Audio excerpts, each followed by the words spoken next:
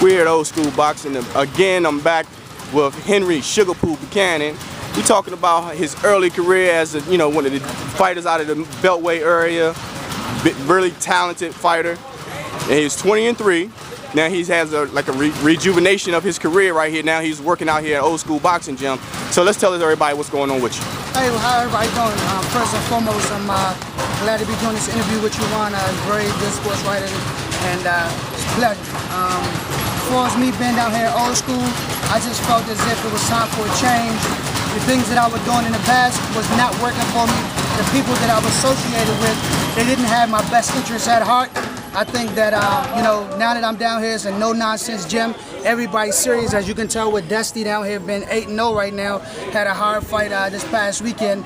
And just basically been down here now dealing with Buddy and Gene Malavinsky over at Keystone Boxing. And I'm just happy to be back in the mix. Had a, like I say, a little bit rough start to my boxing career. I guess I didn't want to listen as far as taking the proper advice, but now, being as though I'm a little bit older now, had a few tough fights with Andre Ward, John Paul Mindy, and I felt like I got cheated with Sean Hawk down there in his backyard or whatever. But for the most part, I've taken boxing serious now. I'm doing the proper things that it takes to become a world champion. Being in the bed on time, eating the right foods, doing all my workout, not just sparring and that's it and leaving. I'm doing everything from running early in the morning to eating the right thing, and just basically just staying prayed up and just taking advice and not trying to be Mr. Know-it-all. With your earlier career, you had a you were on a good win streak and everything. So along with that win streak, what was it that kept you from doing the right thing to become that world champion that you're supposed to be? Honestly, I think it was my surroundings. The people that I surrounded myself with, they weren't positive. They didn't really have my best interests in heart. They was only caring about, oh, he might be the next great thing. Let's be friends with him. Let's not disagree with him. Let's tell him whatever he wants to hear so that he won't get coarse with us or upset with us or whatever.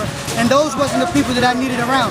I needed people like Buddy around and Gene Malavinsky, those type of people that, could steer me in the right path. But like I say, I had a bunch of yes men around me, people that did not have my best interest at heart, and I didn't know any better. I was young and I just didn't listen, but now I'm paying for it by having all these hard fights so early in my career. But like I say, I'm still here.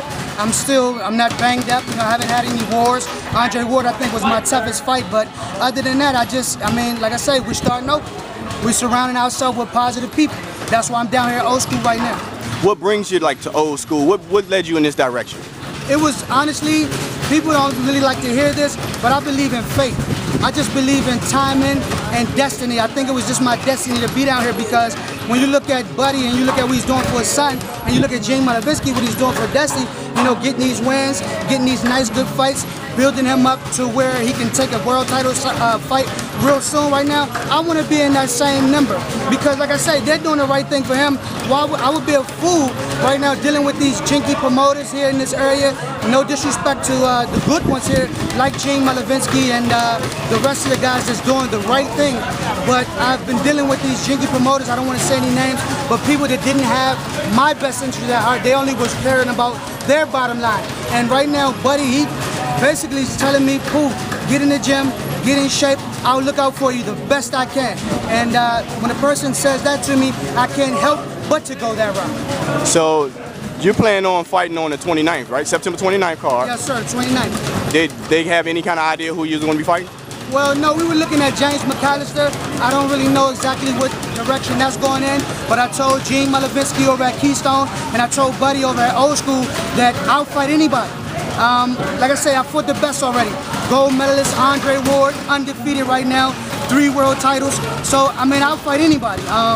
Doesn't matter, I'm not going to be a fool and just take a fight not in shape. But that's why I'm down here real early, getting in shape. And like I said, whatever Buddy tells me, whatever he has in store for me, that's what I'm going to go with.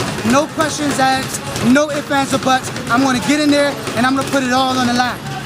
Speaking of being in shape, when you're working out now, what weight class are you going to be in? You think the same weight class you've been in? Honestly, I'm walking around at close to my weight right now. So I want to take this fight on the 29th at maybe 168 super middleweight, and then eventually after that move down to 165, 160, and my primary goal is to be at 154 so I can wreck shop.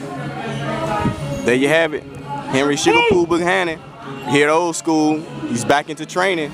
Everybody look out for him.